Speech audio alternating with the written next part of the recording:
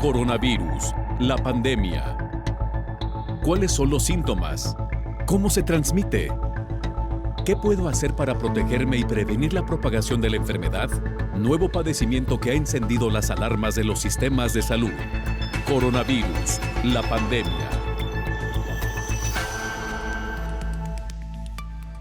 ¿Qué tal? ¿Cómo le va? Bienvenido a un programa más de Coronavirus, la pandemia. Le recordamos que este programa es una producción de la Universidad de Guadalajara que se transmite desde el foro de Canal 44, la señal de todos, y que llega a México y América Latina gracias a la señal de las televisoras públicas que se suman a esta emisión. Queremos saludar con el gusto de siempre a nuestra audiencia en Radio Universidad de Guadalajara e invitarles para que se pongan en contacto con nosotros a través de nuestras cuentas en Twitter y Facebook, @Canal 44 TV, o en WhatsApp al 33 22 42 06 90. Hoy hablaremos de la hemofilia en tiempos de COVID. 75% de las personas con trastornos de coagulación reciben tratamiento de forma inadecuada. De esto estaremos hablando a lo largo del programa. También le diremos que la Organización Mundial de la Salud emitió una guía para el uso de corticosteroides para pacientes graves y críticos, un tema que aquí hemos abordado a lo largo de las últimas semanas y que tiene que ver con los medicamentos que se suministran a los pacientes con COVID-19. Hablaremos también de los refugiados en Ecuador y la ayuda en la detección de casos de coronavirus. Tendremos reportes desde Nueva Zelanda y Venezuela, nuestros compañeros reporteros pendientes de lo que ocurre en estos países para informarnos oportunamente. Iniciamos pues con nuestro tema central. Nuestra compañera Isaura López Villalobos, como siempre, nos presenta esta pieza introductoria, la hemofilia hoy por hoy, uno de los retos a nivel internacional ante la pandemia de COVID-19. En el mundo, la prevalencia de hemofilia es más alta de lo estimado. Hay 17 por cada 100,000 hombres para todas las severidades.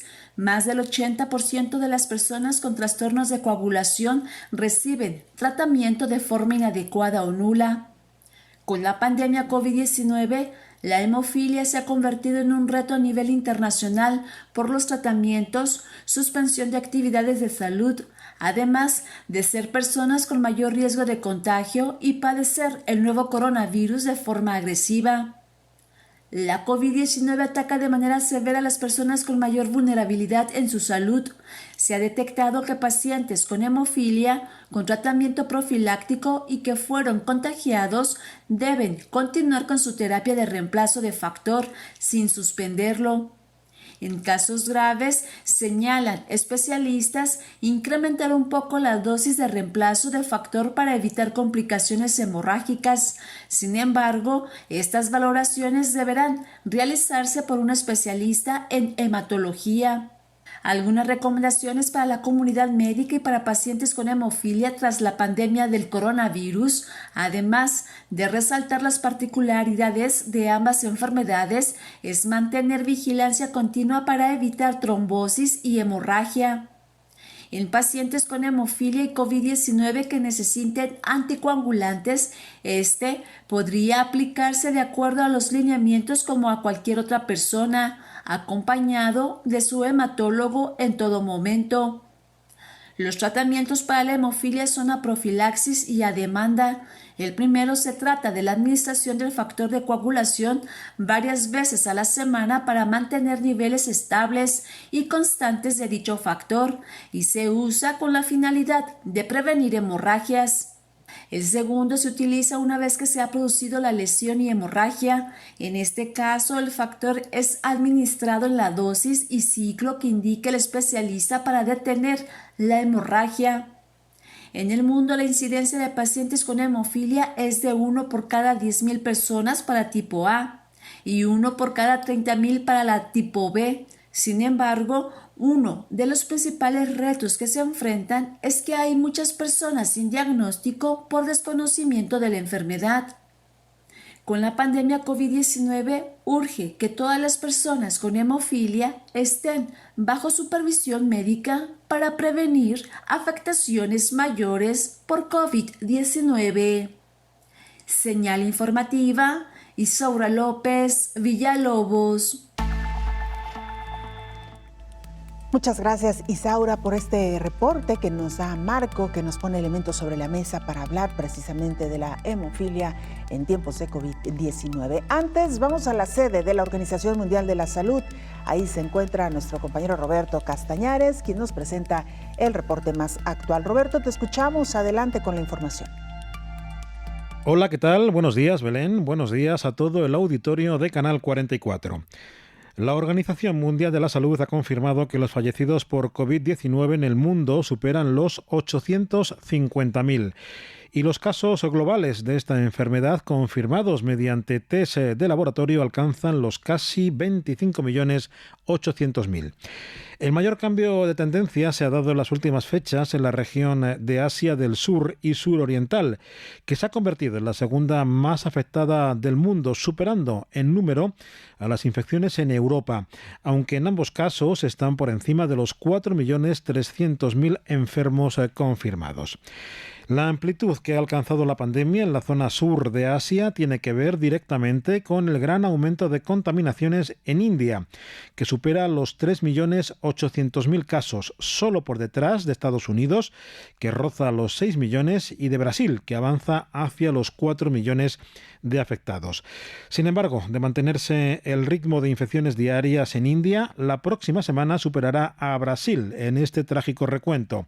Y es que en estos momentos India es la nación donde el virus está causando más contagios en todo el mundo, por encima de los 75.000 diarios.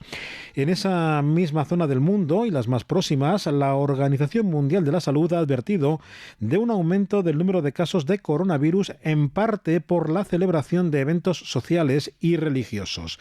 También preocupa la vuelta a los colegios y, para evitar riesgos, desde la OMS nos recuerdan la necesidad de que los más pequeños se queden en casa cuando estén enfermos, traten de que el lavado de manos sea frecuente y además mantengan la distancia mínima entre personas.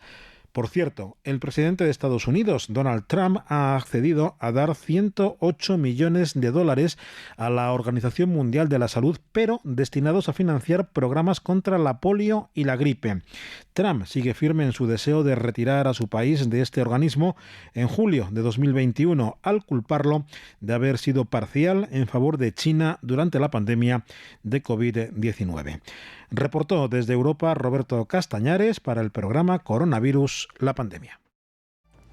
Muchas gracias, Roberto, por esta información, poniendo el acento nuevamente en India. Ya ayer le dábamos a conocer que este país desplazó a México en el ranking mundial en cuanto a número de muertes y contagios. También un ranking que elabora todos los días la Universidad de Johns Hopkins y que ha colocado el foco de atención ahora en India. ¿Pudiera convertirse este país en el nuevo epicentro? Esa es la pregunta, toda vez que, de acuerdo a este reporte de Roberto Castañares, la Organización Mundial de la Salud teme que no solamente haya desplazado a México, sino que podría desplazar en los siguientes días, en las siguientes semanas, a Brasil, ubicándose apenas abajo de Estados Unidos. Por supuesto que seguiremos muy atentos de lo que ocurra en este país. Ya lo escuchaba, una de las causas podría ser que se han retomado las actividades, principalmente las religiosas y de festejos, que congregan a un gran número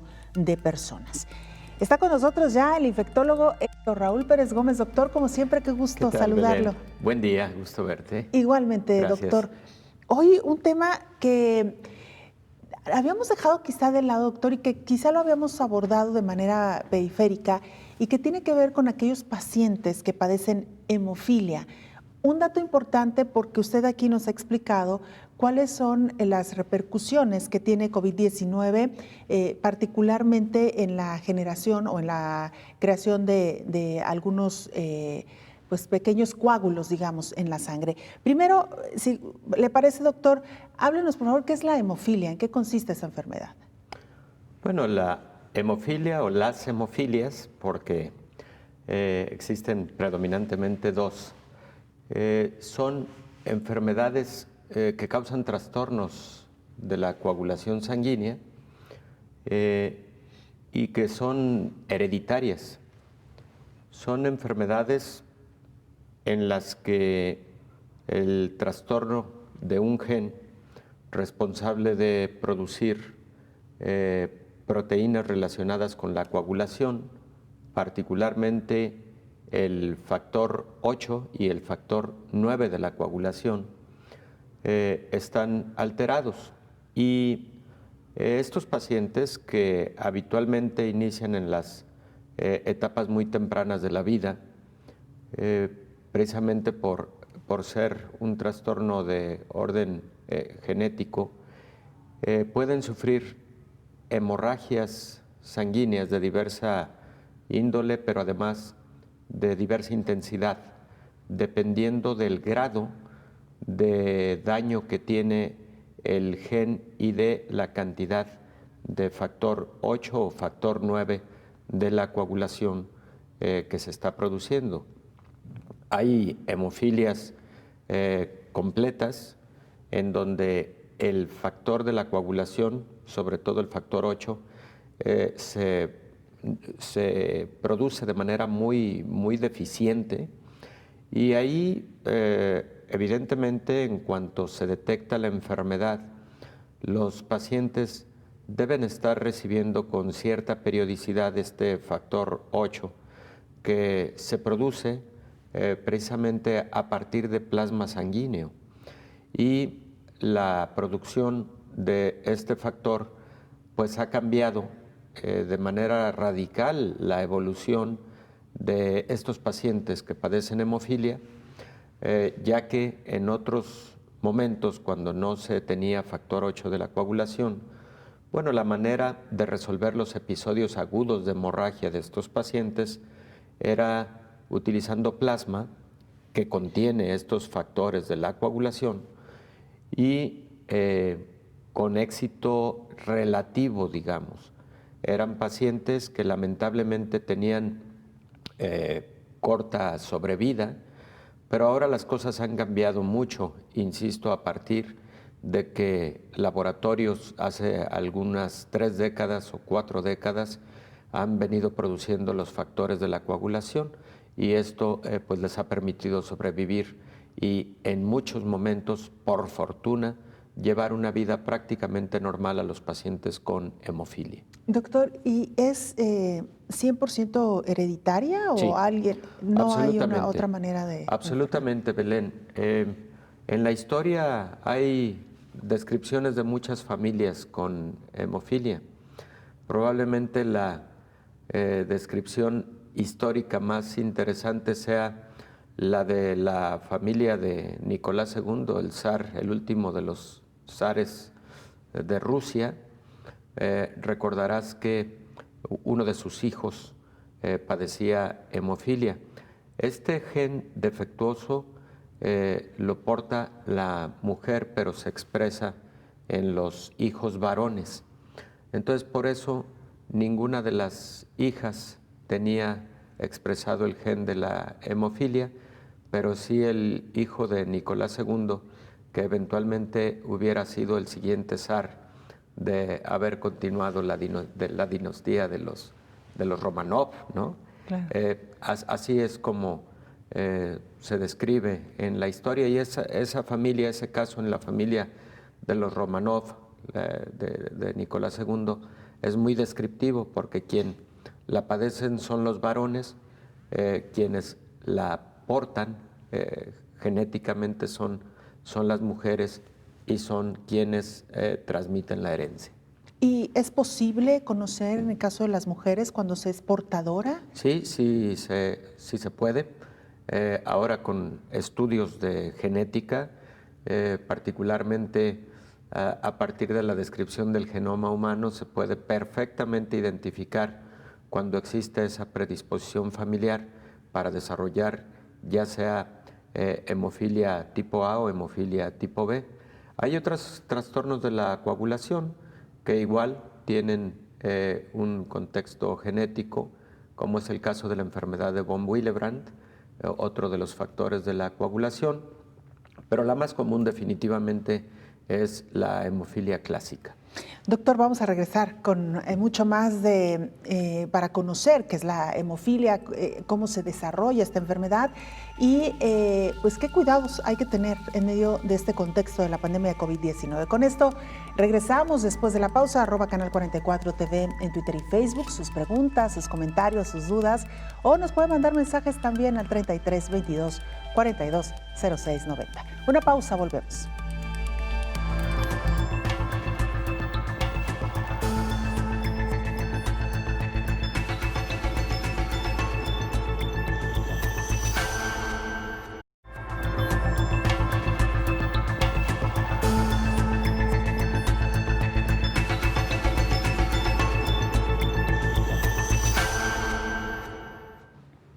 Muy interesante el tema que hoy le estamos proponiendo en este programa de coronavirus, la pandemia, la hemofilia en tiempos de COVID-19, sin duda todo un tema. Le comentamos también que ser hemofílico con o sin pandemia implica cuidados extras para quienes padecen esta enfermedad.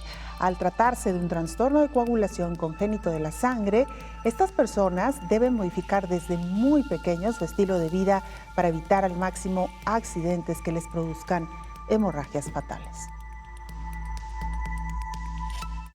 La hemofilia es un trastorno congénito que se presenta en hombres que radica en una alteración del cromosoma X, que se hereda de la madre, en la cual se dejan de sintetizar dos factores de coagulación que son importantes, principalmente para evitar hemorragias, que es el factor 8, que cuando hay deficiencias de este, es lo que se llama hemofilia tipo A, y a la falta del factor 9, se le conoce hemofilia tipo B. Hay otro tipo de factores de coagulación que predisponen a sangrados, que también son congénitos, pero son más raros. La incidencia de estos trastornos congénitos es 1 por cada 100,000 nacidos vivos. La jefa del Servicio de Medicina Interna del Hospital General de Occidente y responsable de la Clínica de Hemofilia, Alicia Elizabeth Guzmán Hernández, lamenta que la aparición del SARS-CoV-2 también ha venido a complicar los tratamientos de estos pacientes, pero afortunadamente no hay evidencia de que la COVID-19 enferme la sangre. Explica.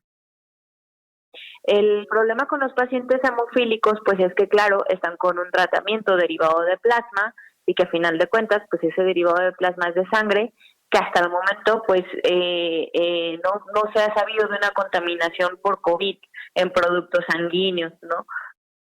Esto debido a que la sangre es procesada con varias sustancias y detergentes que eliminan este tipo de coronavirus de la sangre. Como el caso de cualquier enfermedad infecciosa preocupante para la salud pública, existe una mayor concientización para personas que padecen un trastorno subyacente, como la hemofilia y otras enfermedades hematológicas poco comunes. La especialista detalla el tratamiento que se les otorga a los pacientes con hemofilia y COVID-19.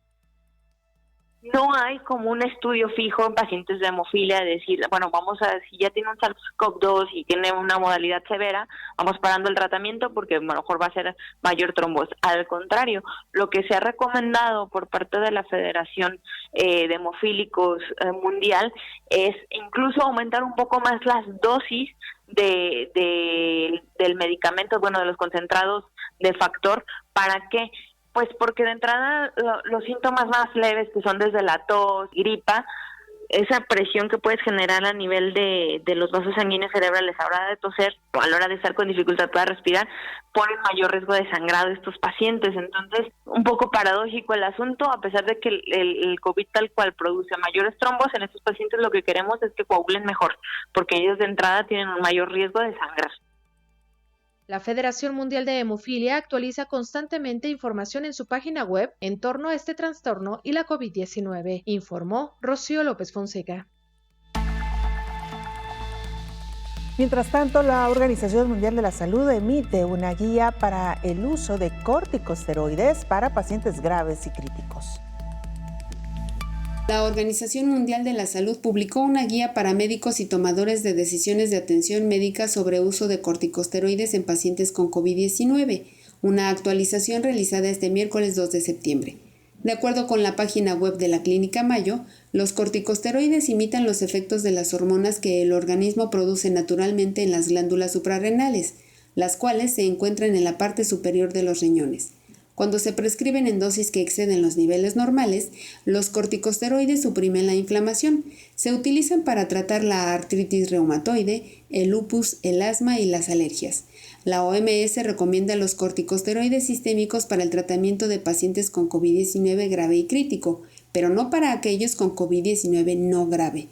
Los corticosteroides están incluidos en la lista modelo de medicamentos esenciales de la OMS, fácilmente disponibles en todo el mundo a bajo costo. Esta guía se desarrolló en colaboración con la Magic Evidence Ecosystem Foundation, una organización sin fines de lucro, que brindó apoyo metodológico para desarrollar y difundir guías de vida para los tratamientos con medicamentos de COVID-19. El trabajo de la guía comenzó el 22 de julio cuando el ensayo Recovery publicó un informe preliminar sobre el impacto de estos corticosteroides. Para complementar los resultados, la OMS se asoció con los investigadores de 7 ensayos para realizar un metaanálisis con el fin de proporcionar rápidamente evidencia adicional para Recovery, informó Elizabeth Ortiz. Gracias, Elizabeth. Vamos ahora a Ecuador, porque ahí refugiados en este país ayudan en la detección de casos de coronavirus. Varias redes comunitarias de refugiados en Ecuador trabajan en conjunto en la detección de casos de COVID-19. Sus integrantes forman parte de un sistema de vigilancia epidemiológica comunitaria desarrollado por la Agencia de la ONU para los Refugiados. El sistema ayuda a asegurar la detección temprana y la derivación para el tratamiento de casos de COVID-19 entre la población de refugiados del país. Desde su lanzamiento hace un mes, se han comunicado más de 250 casos sospechosos a las autoridades sanitarias nacionales. Este país sudamericano tiene registrados refugiados reconocidos a 70,000, la mayoría de ellos provenientes de Colombia. A esta cifra se sumaron 400,000 refugiados inmigrantes de Venezuela, según cifras del propio organismo internacional. La vigilancia epidemiológica corre a cargo de 6 organizaciones comunitarias dirigidas por refugiados y migrantes a nivel nacional que fueron capacitados por la agencia. Entre los 17 millones de habitantes de Ecuador se han notificado 113,000 casos de COVID-19 y de acuerdo con las cifras oficiales, poco más de 500 corresponden a refugiados y migrantes. La agencia de la ONU también lanzó iniciativas sanitarias similares de ámbito comunitario en diversos países de América Latina, informó Rocío López Fonseca. Regresamos a la charla con el infectólogo Héctor Raúl Pérez Gómez. Doctor, una vez que conocemos un poco más de esta enfermedad, la hemofilia, ¿qué riesgos representan estos pacientes en medio de COVID-19? Bueno, Belén, escuchábamos una entrevista con la jefa del Servicio de Medicina Interna del Hospital General de Occidente, interesante, en la cual ella pone en contexto algo que habíamos venido platicando en esta mesa desde hace algunos meses, y es el impacto que ha tenido COVID-19 con relación a la dificultad para la donación sanguínea, para la obtención, por lo tanto, de productos que se obtienen de una donación sanguínea. Habíamos comentado que de una donación sanguínea se obtienen los glóbulos rojos, los eritrocitos, se pueden obtener plaquetas, se pueden obtener leucocitos, plasma, y ahí en el plasma es precisamente donde se encuentran los factores de la coagulación. El factor 8 y el factor 9 de la coagulación, que son los factores que se afectan con la hemofilia o que están deficientes en la hemofilia clásica y en la hemofilia tipo B, se obtienen del plasma. Y entonces las compañías internacionales que de ahí lo obtienen, que de ahí los purifican para posteriormente comercializarlos, se han visto posiblemente afectados por la reducción en la cantidad de donación sanguínea que ha ocurrido con motivo de COVID en todo el mundo. Esto parece que va mejorando progresivamente con los meses, en virtud efectivamente de haber descrito muy bien que SARS-CoV-2 no es un virus que tenga una localización y patogenia hematológica, no es un virus al que le guste estar circulando por la sangre.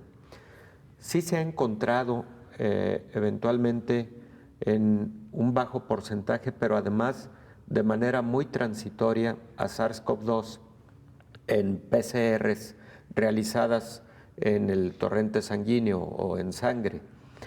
Sin embargo, este es un patógeno que está en los tejidos que afecta. Pulmón, ya lo hemos dicho, corazón, vasos sanguíneos, cerebro, etcétera, riñones. Pero en la sangre habitualmente no tiene una permanencia prolongada, de tal manera que los lineamientos para la donación sanguínea no han sido sustancialmente afectados por el COVID. Ahora, por supuesto que una persona que tiene sintomatología de COVID o que ha tenido un contacto reciente con un paciente confirmado por COVID-19 en los últimos 14 días no es un candidato a donar sangre. Eso reduce sustancialmente el riesgo, ¿no? Pero entonces, esa es solamente una parte de la que podría ser una afectación de COVID-19 con respecto a pacientes con hemofilia, el que se pueda ver limitada la cantidad de factor 8 y factor 9 de coagulación en el futuro para satisfacer la demanda de estos pacientes. También, afortunadamente, la prevalencia, la frecuencia de hemofilia no es tan alta. Solamente se presenta hemofilia aproximadamente en 1 de cada 3,000 a 5,000 varones nacidos. Y además de esto, hay que recordar que la hemofilia clásica es 4 o 5 veces más frecuente que la hemofilia tipo B. Entonces, creo que va a ser ya menor el impacto que pueda haber respecto de la producción de factores de la coagulación para pacientes con hemofilia. Y por otro lado, desde un punto de vista clínico, bueno, los pacientes con hemofilia que se encuentran bajo buen control son pacientes que tienen mucho menor riesgo de sangrado. Los pacientes que dejan de recibir el factor 8 de coagulación son los que tienen mayor riesgo, y esos sangrados suelen ocurrir a partir de algún traumatismo. Los sitios más frecuentes de sangrado son las articulaciones, habitualmente las rodillas, es en donde más frecuentemente vemos estas hemartrosis, pero también puede ocurrir sangrado en el sistema nervioso central, puede sangrar un vaso sanguíneo a partir de un traumatismo a nivel cerebral. Eso es muy peligroso, pone en riesgo seriamente la vida.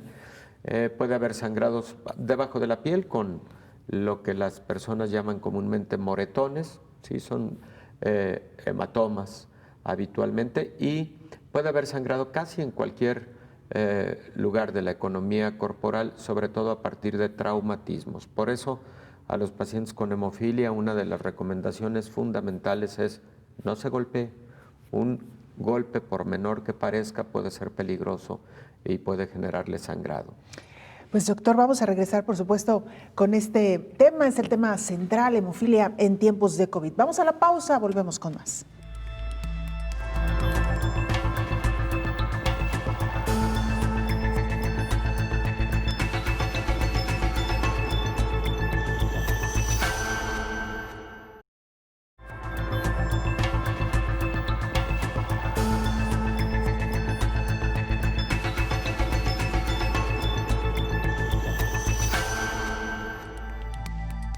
Vamos a la línea telefónica, ahí se encuentra la doctora Laura Villarreal Martínez, ella es hematóloga. Doctora, gracias por acompañarnos en este programa, bienvenida.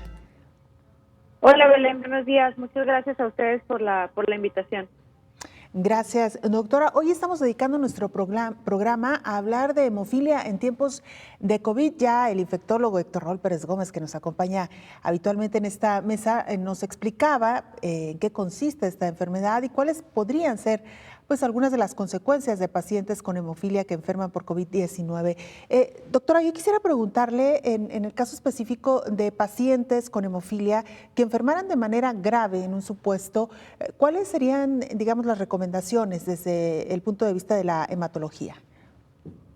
Claro, Belén, mira, como tú sabes y yo, el doctor Héctor Raúl ya ha comentado en varias ocasiones, los pacientes que desarrollan la infección por COVID-19 de manera grave o severa pueden tener trastornos de la coagulación. Entonces, estos pacientes particularmente con hemofilia que ya tienen preexistentemente un trastorno de la coagulación, surgen muchas dudas sobre cómo se van a manejar estas complicaciones que se dan por COVID-19. Y básicamente aquí lo más importante sería mencionar que aquellos pacientes con hemofilia que desarrollen desafortunadamente una infección grave por COVID-19 y comiencen a presentar estos trastornos de la coagulación propios de esta infección, pueden manejarse prácticamente como cualquier otro paciente, hablando propiamente de recibir anticoagulación inclusive, siempre y cuando el paciente con hemofilia esté recibiendo su tratamiento sustitutivo de manera adecuada. Es decir, como ya comentaba el doctor previamente, estas enfermedades se deben principalmente a la ausencia de un factor de la coagulación, no coagulan bien, por así decirlo, y en los pacientes que desarrollan COVID-19 tienen problemas del sistema de la coagulación secundarios a la infección y pueden llegar a requerir de anticoagulantes. Entonces esto pudiera ser un poquito controversial, decir que le vamos a dar anticoagulantes a un paciente que ya de entrada tiene problemas para coagular, ¿no? Entonces, básicamente, si nosotros sustituimos esa proteína deficiente o ese factor deficiente en estos pacientes, pudiéramos dar anticoagulación sin ningún problema. Doctora, en esta controversia que usted menciona o en esta paradoja que pudiera ser el COVID frente a una persona con hemofilia, ¿qué pasa si no se dan estos anticoagulantes y el paciente pues empieza a generar coágulos? ¿Puede suceder en el caso de una persona con hemofilia? Es decir, estamos hablando de una enfermedad con dificultad para coagular. Sí, precisamente el trastorno que se genera por COVID-19 pues es una alteración a todos los niveles de la entonces sí pueden tener eventualmente una formación de un coágulo que les puede afectar. Entonces es importante que estos pacientes reciban su terapia normal con anticoagulación si es que la meritan y el médico tratante considera que se necesita, y obviamente sustituyendo su factor de coagulación deficiente. Claro. Doctora Laura Villarreal Martínez, hematóloga, le decía, nos acompaña el infectólogo doctor Raúl Pérez Gómez, tiene algunas preguntas para usted, doctor. Doctora Villarreal, buen día, qué gusto saludarle. Buen día, doctor, igualmente, buenos días. Una pregunta, ¿se ha visto dificultad, se ha encontrado dificultad para el abasto de factor 8 o factor 9 de la coagulación durante estos meses en que ha venido ocurriendo la pandemia de COVID-19, en virtud de los problemas que han tenido muchos bancos de sangre en el mundo para tener suficiencia de donantes sanguíneos? ¿Han llegado a observar déficit de abasto de este tipo de componentes? Bueno, efectivamente, doctor, como usted lo menciona, ahorita el déficit de bancos de sangre es una situación crítica, es una situación a nivel mundial. Afortunadamente, los pacientes con hemofilia tienen acceso a factores de coagulación, extracto recombinante o de extracto derivado de plasma, que son productos que son manufacturados por medio de la industria, y que, bueno, hasta ahorita no hemos tenido problema con el abasto. Sobre todo la inquietud que existía era la cuestión del traslado y de las vías de administración de los productos, porque como vienen de otros países, y pues ya ve que con lo de la pandemia hubo por ahí cierres de fronteras o que se disminuyeron la transportación, se tenía el temor de que pudiera haber desabasto en algunos países debido a esto, pero hasta ahorita no ha sido problema. El problema viene principalmente para aquellos pacientes que usted menciona que no tienen acceso a este tipo de factores que le comento y que tienen que recibir hemoderivados de productos de banco de sangre directamente de donadores. Estos pacientes pues sí se pudieran ver afectados, ya que no se están teniendo la misma cantidad de donadores que se tenían habitualmente, ¿no? Pero afortunadamente hay otras opciones de tratamiento para estos pacientes, principalmente pues los factores de coagulación, ya sea derivados de plasma o de origen recombinante. Excelente. Hay otro detalle que podemos estar sufriendo en los próximos meses, particularmente en México, y es el incremento en los casos de dengue, y que en virtud de haberlo tenido a lo largo de ya muchos años, cada año estamos viendo casos más graves, particularmente en la modalidad hemorrágica. En estas circunstancias, aunque sabemos que la hemorragia en dengue habitualmente está derivada de la trombocitopenia, ¿qué pasa con los pacientes hemofílicos? ¿Cómo se comportan ante un dengue o un dengue hemorrágico? ¿Tienen un pronóstico más sombrío? ¿Tienen más riesgo de letalidad? ¿Qué nos comenta al respecto, doctora? Claro, doctor. Pues sí, como bien usted lo comenta, los pacientes que desarrollan dengue, su principal característica hematológica pues es la disminución de plaquetas, y esto pues aunado a una deficiencia de factor de coagulación, definitivamente que incrementa el riesgo de sangrado enormemente, ¿no? En estos pacientes, como ya lo mencioné hace un momento, es de suma importancia reemplazar el factor deficiente. Es decir, un paciente que tiene hemofilia A, que es deficiente de factor 8, pero que recibe su reemplazo habitual o a dosis normales, aunque tenga dengue o trombocitopenia, podemos manejarlo como cualquier otro paciente que no tuviera hemofilia. Evidentemente, si es un paciente que no tiene acceso a tratamiento, va a tener un incremento en la probabilidad de desarrollar una hemorragia grave, pues muy alto, ¿no? Excelente, muchas gracias, doctora. A usted, doctor. Gracias, doctora Laura Villarreal, hematóloga. Gracias por acompañarnos esta mañana en este programa especial. Muchísimas gracias a ustedes, Melanie, por mí un gusto, encantada de estar aquí con ustedes. Gracias, la doctora Laura Villarreal Martínez, hematóloga. Avanzamos. Nueva Zelanda es un país que ya había controlado los contagios de COVID-19. Después de 3 meses se reportan casos de contagios, ya cuentan con 115 casos. Rocío Otoya Watanabe, corresponsal de la agencia EFE en Australia, nos informa. Hola, ¿qué tal? Buenos días, Belén, y buenos días a la audiencia de Canal 44. Nueva Zelanda lucha con la misma mano firme que generó los aplausos mundiales ante su gestión frente a la pandemia contra un rebrote de coronavirus que surgió misteriosamente en la ciudad de Auckland a mediados de agosto y que puso fin a 102 días sin contagios locales. La aparición de estos 4 casos cuando Nueva Zelanda ya había aclamado victoria ante la eliminación de la COVID-19 motivó a la primera ministra Jacinda Ardern a confinar al día siguiente y hasta el 30 de agosto a los 1,7 millones de habitantes de la ciudad más poblada de Nueva Zelanda, así como a imponer medidas de restricción social en todo el país. Desde entonces se registran algunos pocos casos locales de coronavirus. Este 3 de septiembre, las autoridades neozelandesas reportaron 2 nuevas infecciones, con lo que Nueva Zelanda acumula 115 casos activos a la fecha. Desde el inicio de la pandemia, Nueva Zelanda, país con más de 4,8 millones de habitantes, ha registrado 1.408 contagios y 22 fallecidos, un número bastante bajo en comparación a otros países.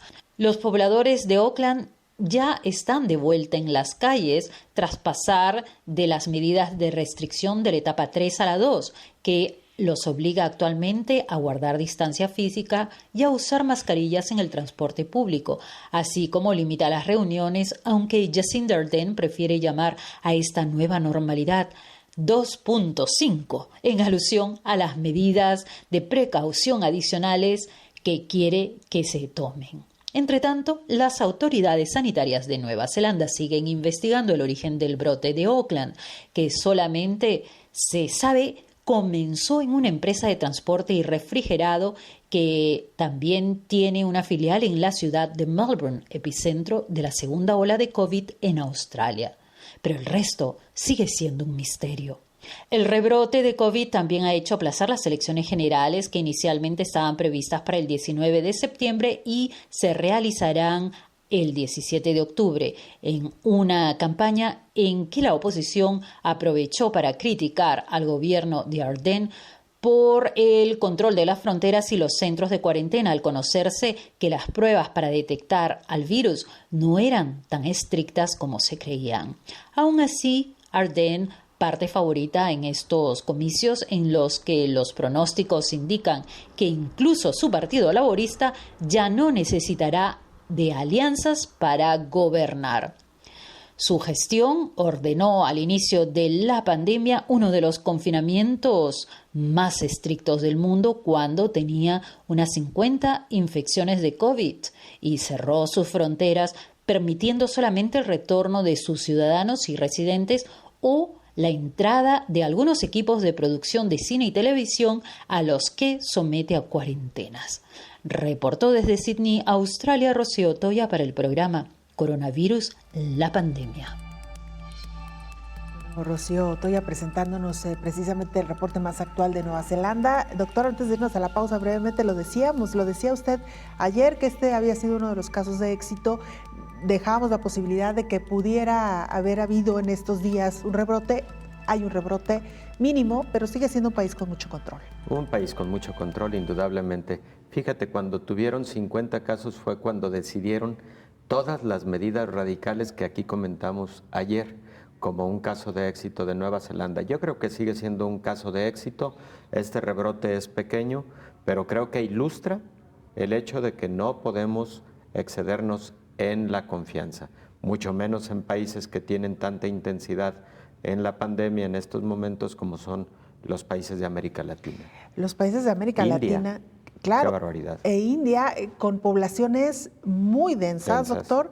En el caso de Nueva Zelanda, lo escuchábamos, 4 punto y cachito de habitantes, pues un país que se puede controlar relativamente fácil, como ocurrió en el caso de Uruguay, con poco más de 3 millones de habitantes. Se puede guardar la distancia, ¿verdad, Belén? Así es. Quizás hasta de algunos kilómetros por persona. Así es, y hablábamos también, doctor, en alguna ocasión, la cultura que se tiene ya histórica de mantener la sana distancia, familias muy pequeñas que si llegan a reunirse en realidad son muy pocas personas. Efectivamente. En fin, una cultura hasta culturalmente distinto a lo que pasa en países como América Latina. Bueno, doctor, vamos a hacer una pausa, regresamos con mucho más a Coronavirus, la pandemia.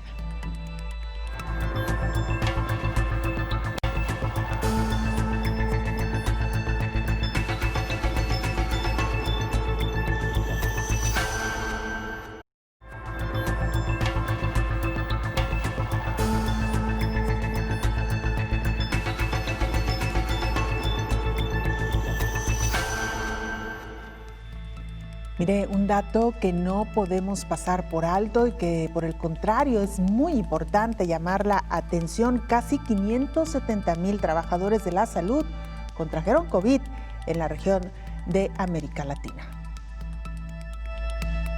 Casi 570,000 trabajadores se enfermaron de COVID-19 y más de 2.500 han fallecido por el virus. La región de las Américas tiene el mayor número de personal sanitario infectado en el mundo, advirtió la directora de la Organización Panamericana de la Salud, Carissa Etienne. En Canadá, los trabajadores sanitarios representan más de una cuarta parte de todos los casos notificados de COVID-19, mientras que en los Estados Unidos y México, que tienen una de las mayores cantidades de casos de todo el mundo, los trabajadores de la salud representan a 1 de cada 7 casos. Estados Unidos y México representan casi el 85% de todas las muertes por COVID en los trabajadores de la salud. Casi 3/4 partes de los trabajadores diagnosticados con COVID-19 en la región son mujeres. Una encuesta a trabajadores de salud en México mostró que casi la mitad no recibió equipo de protección personal en el trabajo. Datos preliminares de Chile muestran que casi 70% de los trabajadores de la salud estaban preocupados por contraer la COVID-19. Una consulta a profesionales en Paraguay indicó que más del 40% se siente ansioso, 1/3 experimenta depresión y más de 1/4 parte sufre de insomnio como resultado de la COVID-19. Al examinar los datos fueron detectados algunos patrones. Los trabajadores de la salud fueron redirigidos a la respuesta al brote sin la capacitación suficiente. Los hospitales se desbordaron y muchos fueron lentos en implementar protocolos de triaje. Trabajadores de la salud se vieron obligados a reutilizar máscaras y batas. Por otra parte, en el entorno social se les niega el acceso a restaurantes o al transporte público, mientras que algunos han informado haber sido desalojados de su hogar. Incluso decenas fueron agredidos, informó Elizabeth Ortiz. Bueno, un dato que resulta muy preocupante, 570,000 trabajadores, una cifra nada menor y que, como nos lo explicaba Elizabeth Ortiz, en gran medida tiene que ver con la falta de insumos y de cuidados con los que, pues estos, no cuidados en la parte de los médicos o enfermeras o personal médico, sino en la falta de equipo para ellos protegerse frente a esta pandemia de COVID-19. Vamos ahora a Venezuela. Desiree Lozano, periodista de Panas Digitales de Venezuela, nos presenta el siguiente informe. Buenos días, Belén. Un saludo para ti y para todo el auditorio del Canal 44. Este es mi reporte desde Caracas, Venezuela. Para el 3 de septiembre de 2020, Venezuela acumula 48.883 casos de coronavirus desde el inicio de la pandemia. Solo en las últimas 24 horas se han reportado 1.127 nuevos casos. El gobierno de Nicolás Maduro ha asegurado que 82% de los casos están recuperados y reporta 8.573 casos de coronavirus activos. El número de muertos a causa del virus se ubica en 398 venezolanos. El país presenta un alto porcentaje de médicos fallecidos por coronavirus y la cifra de muertes de médicos sigue en aumento. De acuerdo con la organización no gubernamental Médicos Unidos de Venezuela, cada vez hay más personal de primera línea que se contagia por la falta de equipos de protección.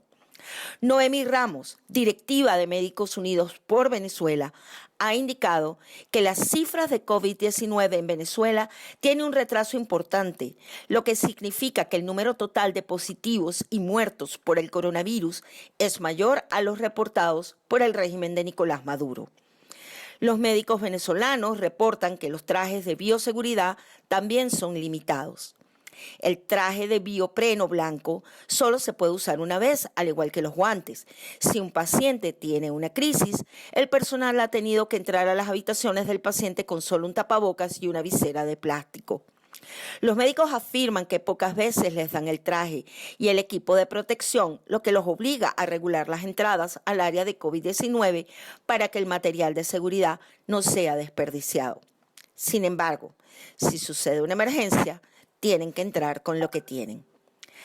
Hasta aquí el reporte. Les habló Desiree Lozano para el programa Coronavirus, la pandemia. Gracias, Desiree Lozano, por esta información. Doctor Héctor Raúl Pérez Gómez, casi llegamos al final del espacio. Brevemente, porque esto seguramente usted conoce la realidad mucho mejor que nosotros, la cifra de 570,000 personal de la salud, de personas de la salud que resultaron infectadas, una cifra preocupante, doctor. Preocupante, definitivamente, Belén. Es algo que habíamos comentado previamente aquí.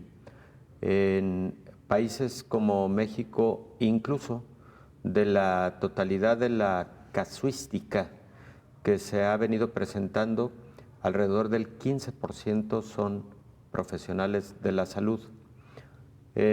Los médicos y las enfermeras constituyen el primer lugar dentro de los trabajadores de la salud, pero después están también laboratoristas, por ejemplo, también está personal del área de servicios, que también corre algún riesgo. Y también habría que comentar que alrededor del 30% en el mundo pudieron haberse infectado en el ámbito de la comunidad, no estrictamente en áreas hospitalarias o en áreas clínicas. Está reportado por los Centros para Control de Enfermedades en Atlanta, una publicación hace aproximadamente 2 meses en la revista Morbidity and Mortality Weekly Report, en donde el total de trabajadores de la salud en los Estados Unidos que han sufrido COVID-19, la estimación es que hasta el 35% lo adquirieron en la comunidad, no necesariamente en el ámbito de la atención a la salud. De tal manera, pues, que ese aspecto se debe seguir cuidando con mucha disciplina, y particularmente es fundamental que las instancias gubernamentales proporcionen equipo de protección personal, EPP, suficiente y de calidad a los profesionales de la salud, y no solo para quienes trabajan en centros COVID, no solo para quienes trabajan en áreas COVID, también en general para los trabajadores de la salud, porque han existido brotes de COVID-19 en áreas incluso de otra naturaleza e incluso en hospitales que no atienden estrictamente a pacientes con COVID.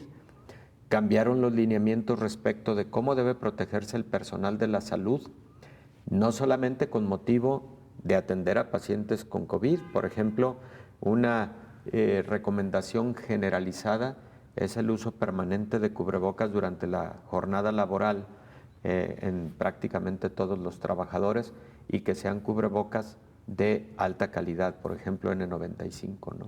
Bueno, pues ahí el llamado, doctor, para seguir protegiendo a quienes están en la primera línea de esta batalla, ni más ni menos el personal de salud. Doctor, nos quedan apenas un par de minutos para concluir el tema central, y me parece que la gran conclusión, doctor, es pacientes con hemofilia, pacientes hemofílicos, corren casi el mismo riesgo que cualquier otro individuo, siempre y cuando lleven puntualmente su tratamiento. Efectivamente. Este último comentario es básico.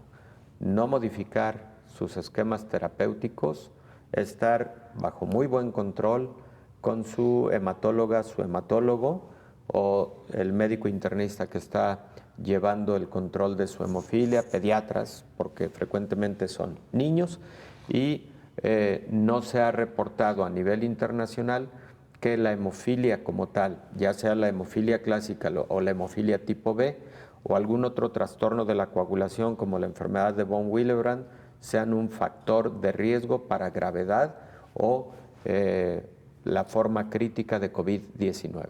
Bueno, pues ahí está la recomendación, doctor. Le preguntábamos también, usted le preguntaba a la hematóloga sobre las donaciones que también han bajado, digamos, un elemento importante para las personas con hemofilia, porque tienen que ser pues transfundidas, ¿no, doctor?, cuando presentan algún evento.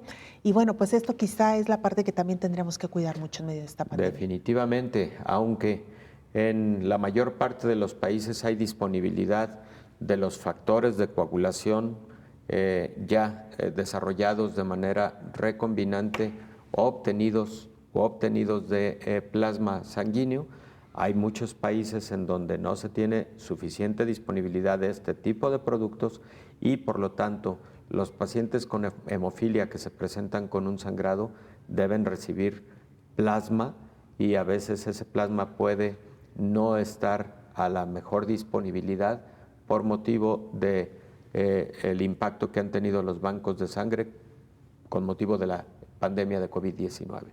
Doctor, como siempre, un gusto charlar con usted. Muchas gracias, Belén, igualmente. Y mire, brevemente, y antes de despedirnos, en España, vaya que sufrieron con el regreso a clases. Usted sabe, se lo comentábamos ayer, hoy se registró el regreso a clases de miles de estudiantes de manera presencial a los centros educativos y dentro del operativo que instauraron las autoridades fue aplicar pruebas para el personal docente. Esto generó largas filas, doctor. Aquello se convirtió en un verdadero caos que hoy están reportando ya los medios españoles y bueno, poco a poco han ido solucionándolo, pero vaya situación a la que se enfrentaron estos docentes. Difícil, indudablemente. Y que nos sirva un poco también de ejemplo, doctor. Sí. Una vez que nosotros en México y en el resto de los países de América Latina tengamos que regresar o tengan que regresar los niños a las aulas. Tomar un poquito de tiempo para realizar estas pruebas en el personal docente es una excelente idea, pero que no se convierta en un cuello de botella. Así ¿verdad? es, como ocurrió. Doctor, muchas gracias de nueva cuenta. Gracias. Nosotros Belén. nos despedimos. Muchas gracias por habernos acompañado. Le recordamos que los fines de semana también tenemos programa especial de Coronavirus, la pandemia. Le presentamos a usted un recuento de lo que ha pasado a lo largo de la semana, las notas más importantes, los datos más relevantes. Así que bueno, la invitación ahí está hecha. Mientras tanto, le agradecemos su presencia y le invitamos para que nos sintonice de nueva cuenta el día de mañana en un programa más de Coronavirus, la pandemia. Hasta entonces. Coronavirus, la pandemia.